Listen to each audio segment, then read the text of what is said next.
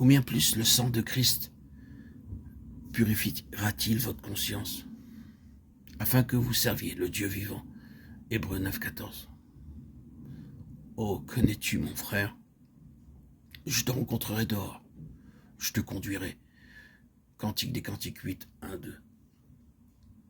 Ces paroles contrastent étrangement avec les précédentes. Que s'est-il passé? N'es-tu plus avec ton bien-aimé, toi qui t'es donné à lui? Tu étais si heureuse de le servir.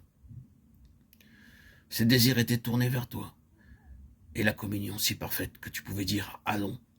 Et maintenant tu parles de lui comme s'il était au dehors, comme si tu avais à le ramener auprès de toi.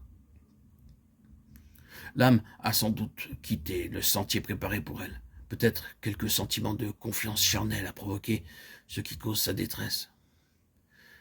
Elle n'avait pas discerné cet écueil et le bien-aimé permet qu'elle y touche, car elle cherche à lui enseigner comment elle peut demeurer en lui. Elle s'aperçoit que, malgré tout le chemin déjà parcouru, elle a fait fausse route, de sorte qu'elle a perdu le sentiment de sa présence et la bénédiction qu'il met sur son travail. L'œuvre que poursuit le Seigneur, c'est de la mettre dans un état de complète dépendance et dans l'attitude qui lui permet d'être tout en elle, tout en tout. Elle a appris à ne point agir en dehors de lui. Et maintenant, elle a probablement bronché en s'imaginant qu'elle savait demeurer en lui. Il est difficile d'être complètement vide de sa sagesse propre. Il est encore plus difficile de rester vide.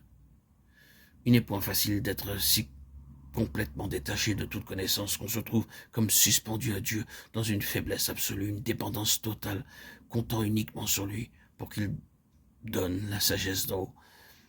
La connaissance même que le Seigneur donne peut devenir un obstacle à des développements ultérieurs de vie spirituelle si nous nous y attachons comme si nous les possédions en propre. À chaque nouveau degré franchi, c'est toujours « je connais imparfaitement, alors je connaîtrai parfaitement comme j'ai été connu ». 1 Corinthiens 13, 12. Le silence du Seigneur est le premier indice d'une interruption de communion.